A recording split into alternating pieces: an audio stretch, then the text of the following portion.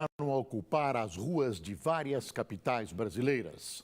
Foram os maiores protestos no país desde as manifestações pelo impeachment de Collor em 1992. Em São Paulo, mais de 65 mil manifestantes fecharam a Avenida Paulista, a Marginal Pinheiros e cercaram o Palácio do Governo.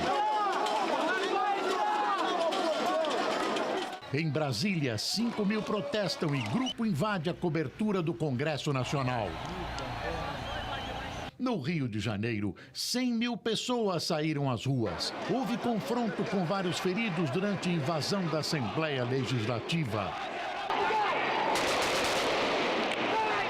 Em Belo Horizonte, o protesto terminou em conflito com a polícia, perto do estádio do Mineirão.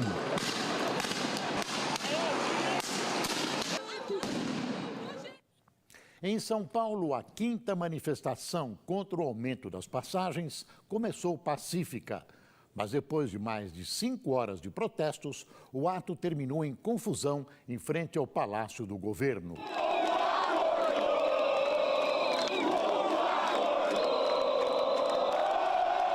Mais de 60 mil pessoas foram às ruas na capital paulista. Os manifestantes deixaram claro que não queriam violência. O comércio fechou as portas mais cedo com medo da manifestação. Se não acalmar, aí vai fechar mesmo. Quem não segurava cartazes estava com o celular em mãos, postando informações sobre o protesto nas redes sociais. O que acontecer, a gente vai estar de olho para postar aqui também. Acho que é o dever de todo mundo compartilhar a informação. Alguns estudantes distribuíram panfletos com informações de como fazer uma passeata segura. Tem bastante instruções. E também a gente recomenda sempre não fazer nada, a gente ficar na nossa, porque a gente quer uma movimentação pacífica. A concentração aconteceu no Largo da Batata, zona oeste da cidade. Os manifestantes se deslocaram por volta das 5 da tarde. A passeata se dividiu em 4 rumos diferentes e São Paulo parou.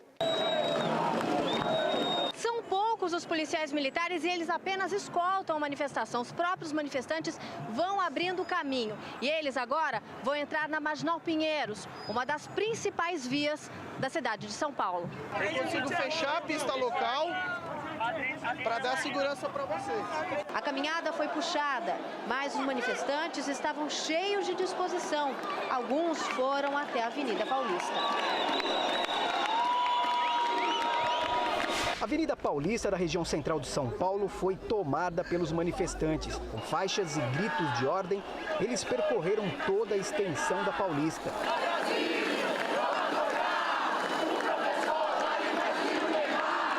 A Avenida 23 de Maio foi interditada. Os manifestantes seguiram para a sede da Assembleia Legislativa, onde houve um apitaço e vaias. Em seguida, o grupo retornou para a Paulista em frente ao MASP. Das janelas, as pessoas aprovavam o manifesto.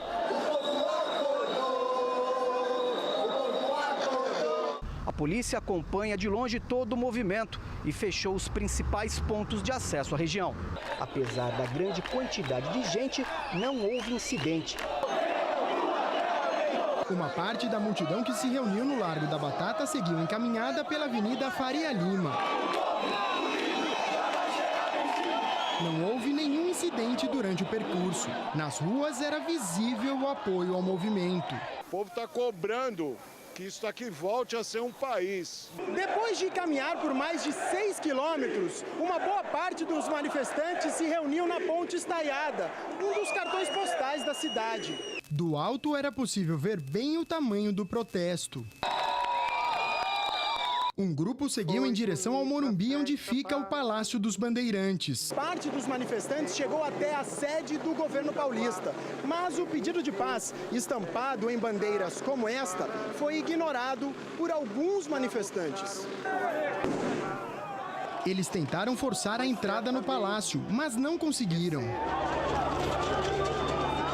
Primeiro, não houve reação atuação da polícia e os próprios manifestantes controlaram os mais exaltados. Mas pouco depois, a situação voltou a ficar tensa. Um grupo ateou fogo a sacos de lixo e pedaços de madeira no meio da rua. A tropa de choque usou bombas de efeito moral para dispersar os manifestantes. 2 ônibus que ficaram presos no meio da confusão acabaram usados pelos manifestantes para bloquear a avenida que fica ao lado da sede do governo. Você vê que um grupelho de 20 ou 30 pessoas, muitos deles encapuzados, tentam liquidar com uma manifestação tão bonita como a que vinha ocorrendo em São Paulo. Mas o incidente foi só esse e terminou aí. Cerca de 5.000 pessoas marcharam em protesto hoje em Brasília. Houve tensão quando um grupo de manifestantes tentou invadir o Congresso Nacional.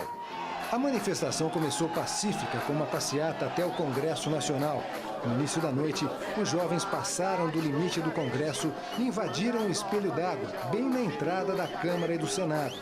Manifestantes jogaram água nos policiais, que faziam um cordão de isolamento em frente à rampa da casa. Os PMs revidaram com spray de pimenta e golpes de cacetete. Grupos de jovens subiram a rampa do Congresso e ficaram ao lado das cúpulas da Câmara e do Senado. A polícia, só de longe, olhando. Com placas e cartazes, os manifestantes cantavam músicas de protesto e o hino nacional.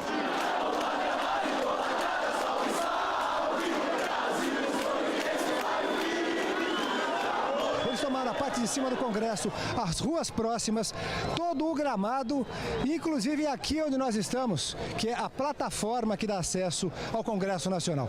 A orientação, segundo a Polícia Legislativa, é não se aproximar dos jovens para evitar conflitos. O governo falou sobre a manifestação. Esses jovens têm alguma coisa a nos dizer.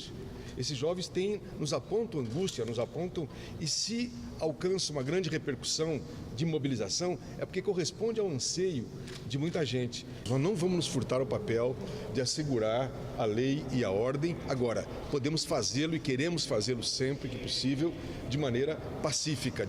No meio da noite, os jovens superaram o cordão de isolamento da polícia e ocuparam o gramado que fica entre o espelho d'água e a porta de entrada do Congresso. Foi um passo para pularem o muro e ficarem frente a frente com os policiais. Houve provocação. A PM reagiu. O ex-presidente da República, Fernando Henrique Cardoso, disse em sua página na rede social Facebook que desqualificar os protestos como ação de baderneiros é grave erro. Expressão usada na semana passada pelo governador de São Paulo, Geraldo Alckmin, em referência aos manifestantes envolvidos em atos de depredação. O ex-presidente Lula também comentou os protestos por meio de rede social e disse que ninguém, em sã consciência, pode ser contra manifestações da sociedade civil, porque a democracia não é um pacto de silêncio. A presidente Dilma concordou. Em comunicado, ela declarou que as manifestações pacíficas são legítimas e próprias da democracia. Ela não fez comentários sobre excessos, nem por parte de manifestantes, nem das polícias. Mais de 100.000 pessoas participaram do protesto no Rio de Janeiro. Houve tumulto, correria e tiros. Um grupo de manifestantes tentou invadir a Assembleia Legislativa. Prédios foram pichados e carros destruídos. A tropa de choque entrou em ação. No entorno da Assembleia Legislativa, uma praça de guerra.